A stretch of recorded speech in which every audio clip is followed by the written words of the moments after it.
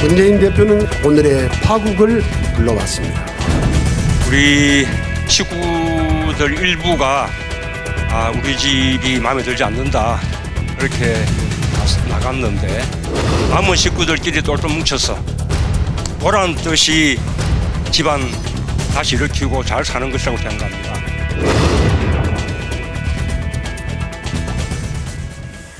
자, 이 갈라선 문재인 대표와 안철수 의원이 본격적인 세력 대결에 나섰습니다. 두 사람의 야권 주도권 쟁탈전이 다시 불붙었습니다.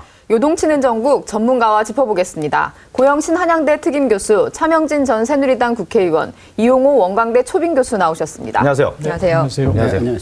속보 한 가지 먼저 전해드리겠습니다. 저희 기자도 전해드렸습니다만 오후 3시 10분부터 여야 대표와 원내대표가 만나서 이 선거구 획정 문제 하루빨리 정해야 되는 이 문제인데, 그리고 또 쟁점 법안에 대한 어떤 타결을 위해서 여야가 만났습니다만 3시 10분에 만났는데 지금 4시 40분쯤에 또 결렬됐다는 그런 속보가 나왔습니다. 여야의 입장차가 좀처럼 좁혀지지 않고 있습니다. 선거구 획정이 안 되고 있으니까 지금 예비 후보 내년 총선을 앞두고 예비 후보 등록을 한 이 예비 정말 예비 정치 신인들은 발을 동동 구르고 있는 그런 상황인데, 관심이 없는 것인지 정치권에서 늦춰지면 늦출수록 현역 의원들한테는 유리한 측면이 분명히 있는 게 사실인데, 네. 오늘도 또 결렬됐다는 그런 소식이 전해졌습니다. 자, 이 얘기도 전문가분들과 함께 얘기를 나눠보도록 하겠고요. 자, 새정치민주연합 김동철 의원, 새정치연합은 희망이 없다면서 탈당을 선언했습니다. 자, 먼저 김동철 의원 발언 듣고 얘기 나눠보도록 하겠습니다.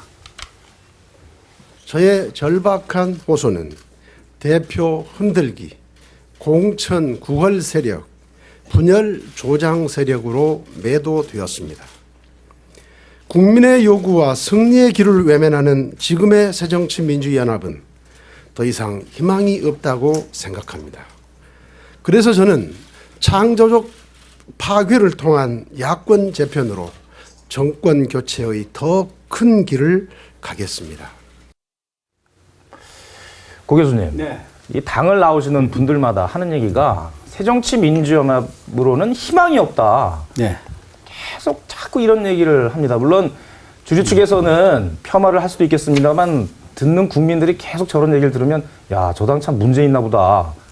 이렇게 생각하지 않겠습니까? 어쨌든 그 당에서 그렇게 오랫동안 정치를 했던 분들이 나오면서 내가 있었던 당에다가 이렇게 침을 많이 뱉는 것은 모양은 썩 좋지는 않은 것 같아요.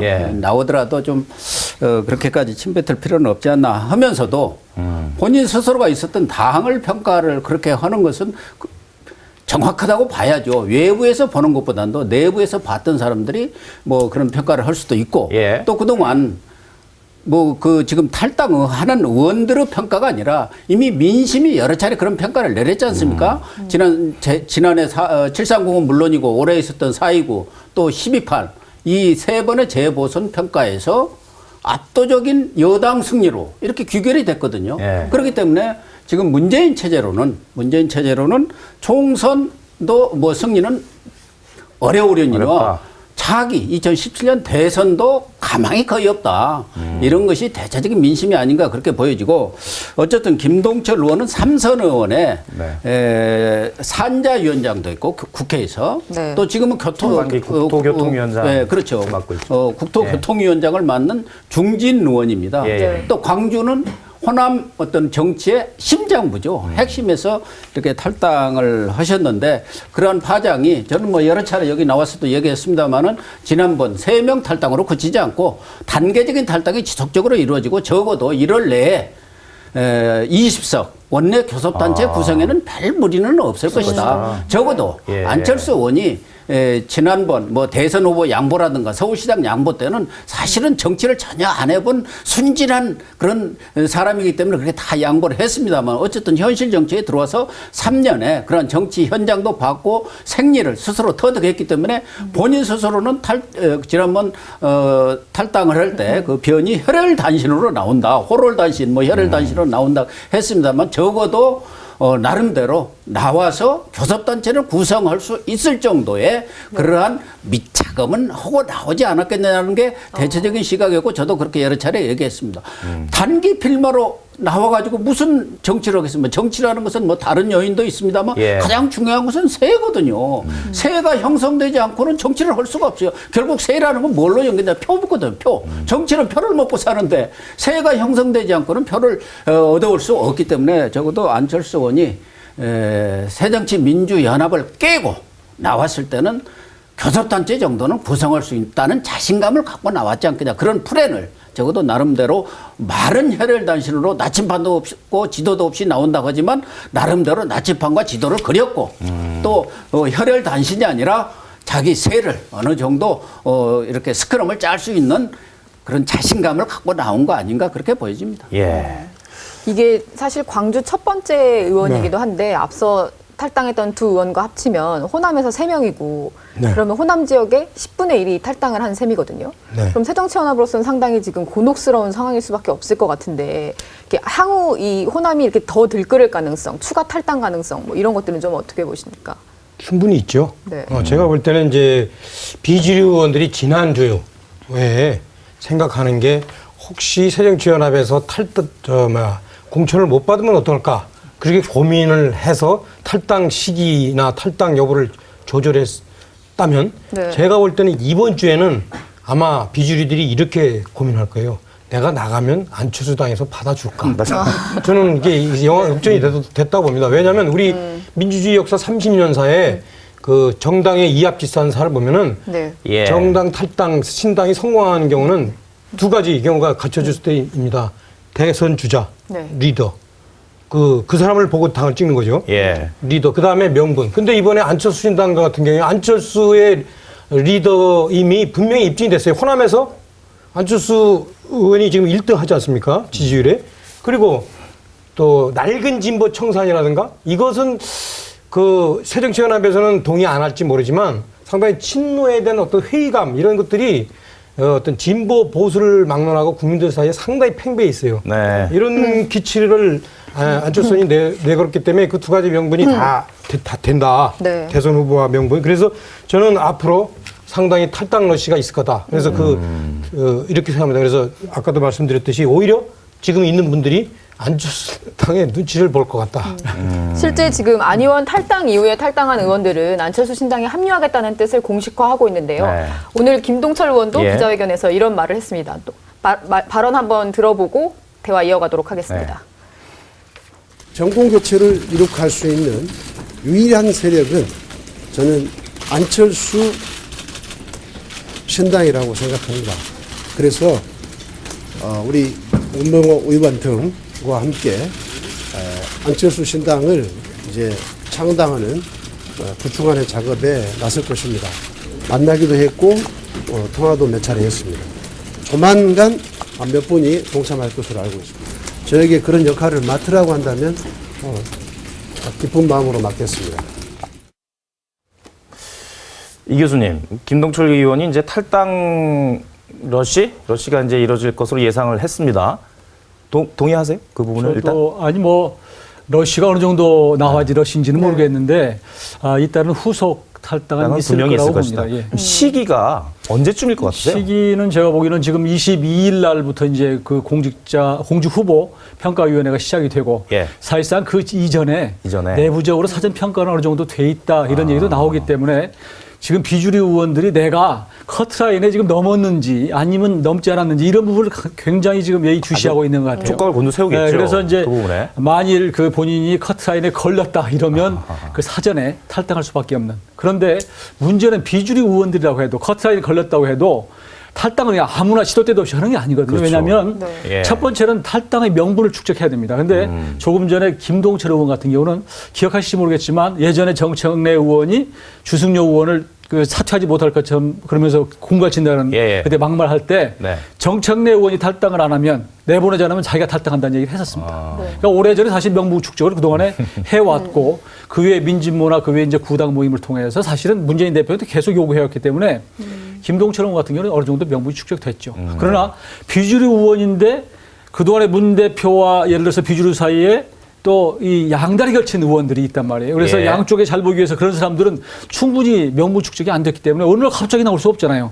또 나오면서 적어도 당 외곽에 있는 분들, 그러니까 안철수 의원이나 그 외에 천정배 의원이나 박주선 의원이나 이런 분들과 교감이 되어 있어야 되고 또 동시에 의원들이 탈당할 때는 자기들끼리 사실 스크럼을 짜고 나갑니다. 너 먼저 나가면 내가 합류하마 이렇게 하는 것이지 느닷없이 아무 나가는 이런 탈당은 없기 때문에 저는 지금 가는 여러 가지 저희 행로가 어느 정도의 각본과 시나리오가 있다. 그래서 저는 20일 이후 그리고 대규모는 연초에 저는 있을 거라고.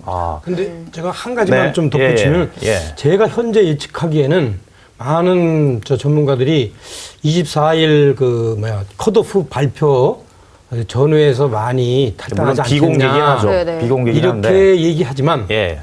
저는 오히려 컷오프를 발표하고 컷오프 안에 들은 사람들이 탈당할 경우도 상당히 많이 생길 것 있을 같아요. 것이다. 왜?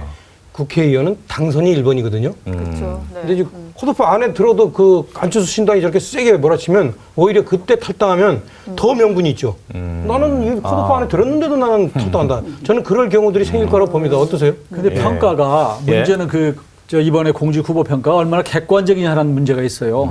의원들끼리 뭐 상호 평가도 있고 그 외에 뭐 여론조사도 있는데도 불구하고 다 외부의 입김이 작용할 만한 요인이 있기 때문에 지금 적어도 탈당 러시가 있을 것 같기 때문에 비주류에 대한 예를 들어서 회유 공작의 표현이죠.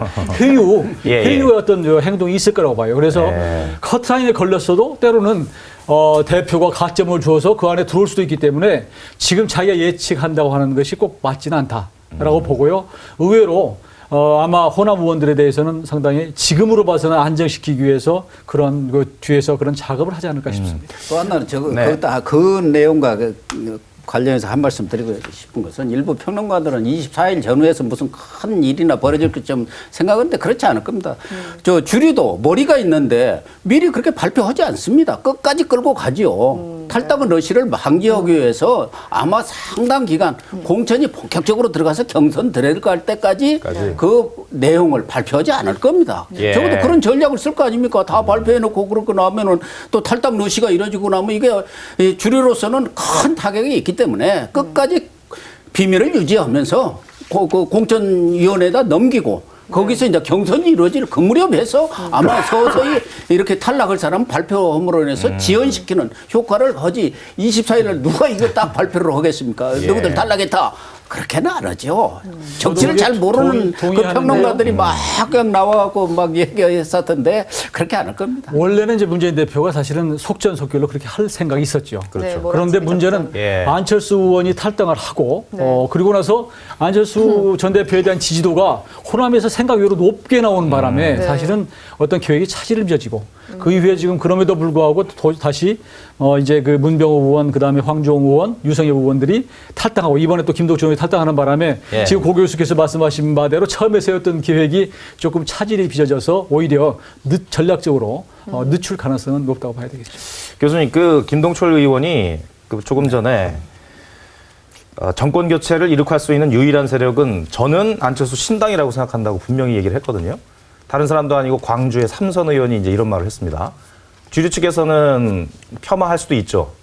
그렇지만 이런 직접적인 워딩이 삼선 의원 입에서 나간다고 하면 광주 지역 그리고 당내에 있는 다른 의원들에게도 상당한 동요가 될 수밖에 없겠죠. 저는 그게 굉장히 의미 있다고 봅니다. 사실 그 문병호 의원이나 그 아까 3인 탈당할 때는 자신이 어느 당이 어느 후보한테 어느 의원한테 간다는 얘기를 하지 않았습니다. 그런데 오늘 김동철 의원이 처음으로 나는 안철수 의원한테 간다 이렇게 얘기했기 때문에 그게 굉장히 정치적인 함의를 갖는 것이 그동안에 사실은 그 당 외곽에서 여러 세력들이 당을 만든다고 하지 않았습니까?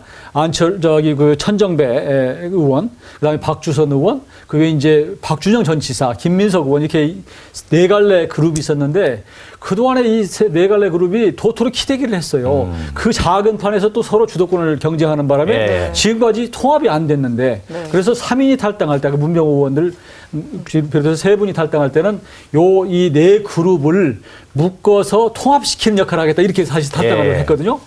근데 이미 이제 안철수 전 대표가 탈당하면서 이게 우열이 가려져 버렸어요. 그러니까 그 나머지들은 굉장히 왜소하게 돼버리고 잊혀진 자칫하면 이렇게 되기 때문에 안철수 의원이 굉장히 큰 파일을 갖고 지금 나와서 가기 때문에 거기에 가세를 하고 그 가세를 해서 눈덩이를 크게 굴리겠다고 하는데 김동철 의원이 어떻게 보면 이제 본인이 나가서 역할을 한다 이렇게 선언한 것이기 때문에 정치적으로는 굉장히 의미가 있죠. 예. 그럼 이제 주류 측 입장을 좀 들어보도록 하겠습니다. 문재인 대표와 박원순 서울시장 그리고 이재명 성남시장이 오늘 한 자리에 모였는데요. 그렇습니다. 이 자리에서 이제 자신의 처지를 돌에 비유해서 한마디씩 했다고 합니다. 먼저 들어보고 이야기 이어가도록 하겠습니다. 예, 저는 요즘 처지가 완전 설악산의 흔들바위. 지금 감기도 좀 심해서 네. 이 마음뿐만 아니라 몸도 좀 아픕니다. 우리 문 대표님이 아까 울산의 흔들바위라고 하셨는데 저는 서울의 흔들바위입니다. 아까 두 분께서 다 뭐 흔들리는 울산바위, 뭐 서울바위 그러셨는데 저는 길에서 이리저리 쳐있는 돌멩이입니다. 이 사람도 차고 저런 사람도 차고 그 중에 특히 저를 이제 모난 돌이라고 생각해가지고 의도적으로 자꾸 집어차는 분들이 계신데 그 돌멩이가 좀 특이해서 한번 찰 때마다 자꾸 커져요.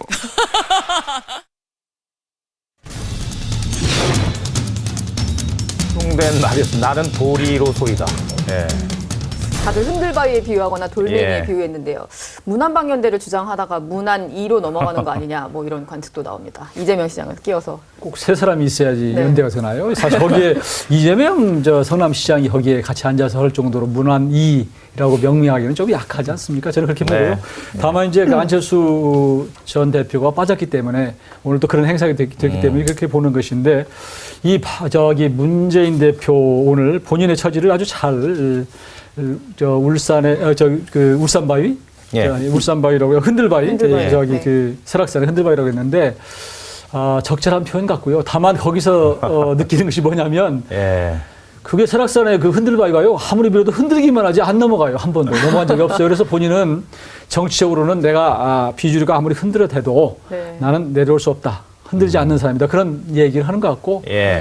그래서 본인은 하여튼 총선 때까지 지금 뭐 비주류가 흔들지 않습니다. 그래도 예. 끝까지 가겠다. 그런 것을 정치로 내보이는 것 같습니다. 차 의원님. 제가 볼 때는 예. 저 세 분이 모여서 한 예. 얘기가 일단 박근혜 정부의 복지 정책을 아주 신랄하게 비판을 했거든요. 근데 어떤 느낌도 있냐면 문 대표가 집안 사정이 좀 안 좋으니까 시선을 조금 이제 대여권 공세 이렇게 전략을 가져가는 것 같기도 하다 이런 생각이 좀 듭니다.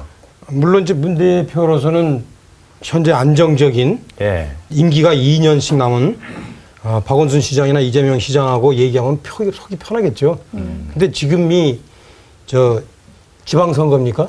지방선거 전에 당장 총선 있고 네. 대선 있습니다.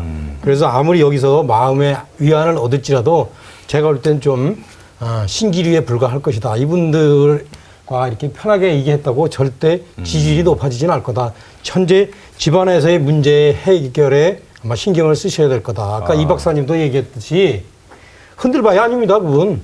그분은 지금 이 가장 꼭대기에 올라가가지고 지금 반대쪽으로 내려갈 그런 까말까 하는 그런 상황이지. 그 흔들바위는 흔들어도 안 흔들립니다. 예, 그래서 제가 볼 때는 문재인 대표가 좀 자신에 대한 비유를 잘못하신 것 같다. 이런 생각이 듭니다. 예. 차 의원님 어렵게 나오셨으니까 그 안철수 신당 얘기가 나오잖아요. 근데 이제 여론조사를 보면 새정치민주연합의 지지율이 가는 게 아니라 새누리당의 지지율이 가더라. 그래서 여당 내부에서도 조금 걱정하는 바가 있다. 실제로 그렇습니까? 뭐 걱정하는 사람도 있겠죠. 실제 여당에서 일부 지지층이 빠져나간 건 사실이니까. 예. 근데 이것은 저는 원래 예측을 했어요. 처음에 안철수 신당 한다고 그럴 때, 네. 새정치연합 처음에 나올 때, 새정치당 한다고 그럴 때, 그때도 사실은 저희 여당의 지지율이 좀 빠져나갔습니다. 그래서 뭐 그걸 걱정하면 안 되죠. 자신이 보다 새누리당이 세력을 확장하려고 노력해야지 안철수 신당이 가져가는 것에 대해서 이렇게 걱정하면 안 되는데 그런 원칙적인 얘기를 하고 좀 예측을 좀 해보면 예. 우리나라 이제 선거제도가 사실은 승자 독식형입니다. 예. 네. 승자 독식형이기 때문에 안철수 의원이 저는 이 신당이 살아나는 길은 유일하게 저는 하나밖에 없다고 봐요. 그 새정치연합을 흡수하는 것밖에 없다고 봐요. 왜냐? 3개 정당이 우리나라에서는 성립할 수 없고 예. 또 안철수의 정체성이 문재인에게 가려지면 안철수에게 붙었던 지지층이 새누리당에 가든지 중도로 가버리든지 아예 무당층으로 가버리든지 하기 때문에 이건 이미 역사가 입증된 겁니다. 안철수 의원이 아마 속성 공부를 했으면 제대로 했으면 이걸 알 겁니다. 그래서 저는 안철수 의원이 앞으로 언행에서도 제가 볼 때는 그 점을 유의할 겁니다. 그래서 제가 볼 때는 아마 새정치연합은 정권 교체를 할 수도 없고 해서도 안 된다라고 한 이유 자체가 그 발언한 자체가 자기가 새정치연합을 흡수하겠다 이렇게 생각한 걸 겁니다. 저 오늘 회동을 보면요. 박원순 시장의 행보가 좀 주목이 되는데 결국은 문재인 대표와 안철수 의원 사이에서 문재인 대표의 손을 잡기로 결정을 한 걸까요? 저는 아니라고 봅니다. 지난번 문안박 연대 때는 뭐 얼른 손을 들어주었습니다. 뭐 그때는 그 가능성을 높여 봤던 것 같아요. 문안박 연대가 이루어질 거면은 본인이야 뭐 어차피 서울시장으로서 정치 참여에 한계가 있고 대신 문안박 연대를 하면 자기 지분은 3분의 1을 또 차지할 수 있다는 그런 계산을 해서 그렇게 하신 것 같은데 오늘 또 보면은 세 분의 그 발언이 두 분 특히 문재인 대표는 오늘 그 뭐 복지정책 그 세미나에서도 보면은 당의 단합, 이거를 강조한 반면에 뭐 이렇게 해서 당이 제대로 서서 이렇게 일로 매진해야 한다 이런 식의 그 방점을 찍었지만 박원순 시장은 화합과 통합이 중요하다. 합쳐야지. 합치면 필패다. 이러면서 문재인 대표는 좀 결이 다르고 어쨌든 뭐 박원순 시장이 당장 문 안 어느 쪽을 선택해야 할 이유는 없지요. 뭐 당장 뭐 선거를 하는 건 아니니까. 그러나 어떤 결정적인 상황이 갔을 경우 결국 그러면은 박원순 시장이 문 안 누구를 선택하겠느냐. 결국은 지금 뭐 오늘로 박원순 시장을 만들어준 것은 뭐 뭐네 해도 결정적인 것은 당시 안철수 씨가 서울시장을 양보를 했고 또 지난 선거에도 결정적으로 여러 가지 지원 유세를 하면서 도와줬기 때문에 저는 궁극적으로 안철수 신당과 문재인 신당이 총선 이후까지 이렇게 갈 경우 안철수 쪽에 손을 들어주지 않겠나. 그러나 저는 총선에서 결국은 제1야당 싸움인데 제1야당이 누가 되느냐에 따라서 아마 문재인 대표는 만약 제1야당이 안 될 경우 뭐 이 대권 가도에서 저는 그냥 사라지리라고 보고 안철수 의원이 만약 제1야당이 되든 또 제2야당이 되든 안철수 의원이 제1야당이 된다면 새정년은 과거에 신민당 돌풍으로 민한당을 흡수했던 것처럼 흡수하는 그런 체제로 가지 않겠나 그렇게 봅니다. 알겠습니다. 자, 다음 주제로 넘어가 보도록 하겠습니다.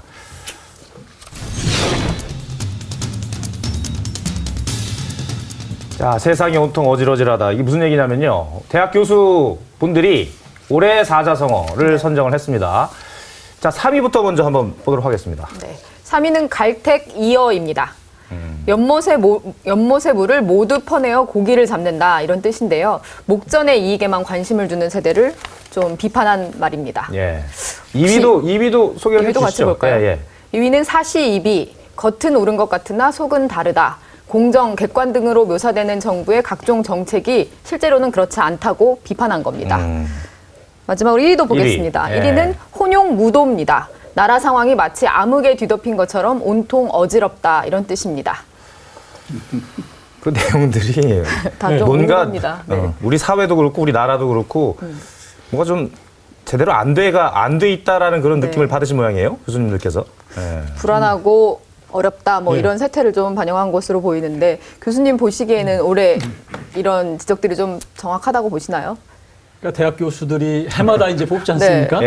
근데 하여튼 상황하고 비슷한 걸 뽑기는 해요. 그래서 언제는 무슨 뭐 나라가 이렇게 뭐 대단히 우리가 막 체계적으로 잘 된 적은 없지만 유난히 올해는 사실은 좀 리더십이 좀 부족했던. 그래서 이제 혼용무도라고 하는 게 조금 전에 말씀 주셨지만 너무 이게 상황이 어지럽고 그래서 도가 무너졌다 이런 뜻인데 원래는 이게 군주가 제대로 쓰지 못해서 나라가 이게 좀 어지럽다 이런 뜻이거든요. 그러니까 어떻게 보면 굉장히 현재 대통령을 지지한 것 같은 느낌을 받게 하는데 꼭 대통령뿐만 아니라 사실은 그 외에 야당의 지금 리더십이든 또 여당 그 당대표 리더십이든 그 사회 각계각층에 어른이 없는 네. 우리 사회의 문제점을 지적한 거 아닌가 싶고요. 예. 실제로 지금 지금 벌어지고 있는 지금 연말까지 벌어지고 있는 뭐 탈당이나 분당 또 내 탓이요. 또 국회에서 지금 여야 간에 지금 벌어지고 있는 오늘도 그 결렬됐습니다만 예. 이 여러 가지 법안, 민생 법안 이런 것들 다 지금 무위로 돌아가는 것들이 보면 정말 리더십 부재에서 오는 것이 아닌가. 그래서 혼란스럽다. 그리고 자기 이익만 너무 취한다. 이런 지금 상황을 아주 잘 지적한 것 같습니다. 제가 정치적으로 해석하겠습니다. 네. 정치인이니까. 갈택이요. 연못에 물을 모두 퍼내어 고기를 잡는다. 예. 저는 두 가지 사례에서 잡았습니다.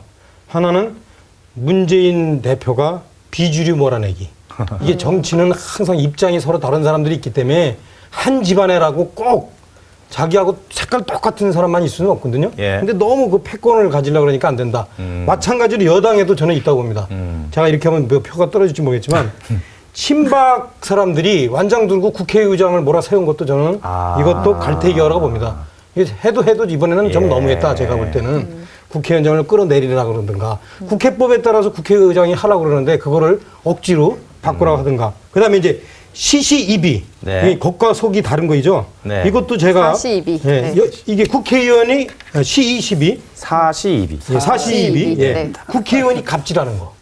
국회의원 그렇죠? 갑질. 네. 공적 가치를 위해서 한다고 하는 사람이 자기 네, 자식 맞습니다. 취직시키거나 네. 뒷돈 먹고 나가가지고 붙잡혀가니까 법원이 정치화됐다고 한다거나 이거야말로 진짜로 사시2비죠. 그 다음에 역시 또 여당에도 있습니다. 친박 사람들이 박 대통령을 너무 이용해요. 전부 자기가 진박이라는데 박 대통령하고 같이 찬밥 먹어본 사람 별로 없는 것 같아요. 제가 볼 때 눈물의 밥 먹어본 사람 별로 없고 예. 전부 박근혜 대통령 된 다음에 그 근처에 서가지고 박근혜 대통령이 법안 통과시키려는 거 안 통과시키고 박수 쳐놓고 나서 나중에 큰일 날 것처럼 얘기하는 이것도 사시2비에 속하고 그다음에 1위 제가 얘기할까요? 1위는 뭐 따로 얘기해 주십시오. 정리를 해야 돼요, 사실 근데. 정리를 하는데 우리 고 교수님께서 혼용무도 이렇게 여쭤볼게요. 세상이 온통 어지럽고 무도하다. 이런 상황을 좀 타개를 하려면 어떻게 해야 될까요? 정치권이 잘해야 됩니까? 어쨌든 지금 그 혼용무도는 뭐 말 그대로는 혼군과 암군이 정치를 예. 잘못해가지고 도와 A가 무너졌다 그런 거 아닙니까? 그러니까 올해 들어서도 메르스타트라든가 또 예.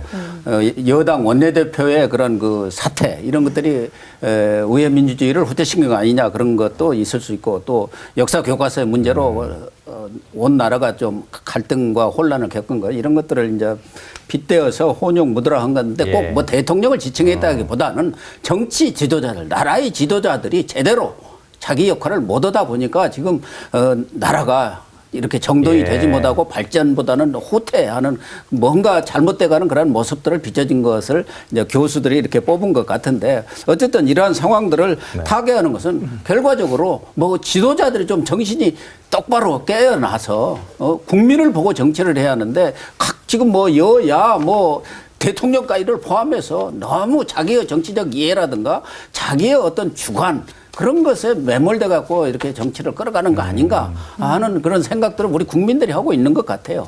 알겠습니다. 다른 국민을 앞세우지만 실질적으로는 너무 각 개파라든가 교수님 제가 지도자들이 죄송하지만 정치적 저 반론을 조금 하겠습니다. 여당 원내대표에 대해서 청와대가 사퇴 압력한 거 있잖아요. 그거는 우리 국민들 입장에서 진짜 이렇게 보면요. 국민들이죠. 이렇습니다. 국민들이 뽑을 때 정치의 중요한 가치로서 국민 자신의 어떤 눈앞의 이익도 있지만 정치인들끼리 의리를 지키는가 이거 되게 중요하게 생각합니다. 그런 의미에서 국민들이 또 자기가 공천시켜준 사람한테 저희가 반기를 들어 이렇게 하는 게 이게 무슨 뭐 혼용무도입니까? 그다음에 역사 교과서도 있지 않습니까? 네. 자기를 공천 준 사람한테 대한 의리가 아니라 국민한테 자기한테 표를 준 유권자 국민한테 의리를 지켜야 하는데 그건 교과서에 나오는 얘기고요. 정치 현실은 그렇지 않습니다. 그다음에 지금 스튜디오가 혼용무도예요. 국정교과서, 국정교과서도 이게 거민족 전체가 다 좌편향인데 그걸 어떻게 또 거민족으로 합니까? 차 의원님께서 여당 교수님이요. 제가 정리할게요. 차 교수님 요즘에 공천 얼마 앞두기 때문에 굉장히 신경이 갑니다. 알겠습니다. 오늘 혼용무도 해석을 마지막으로 세 분 말씀 여기서 줄이겠습니다. 고영신 한양대 특임교수, 차명진 전 새누리당 국회의원, 이용호 원광대 초빙교수 함께했습니다. 고맙습니다. 고맙습니다.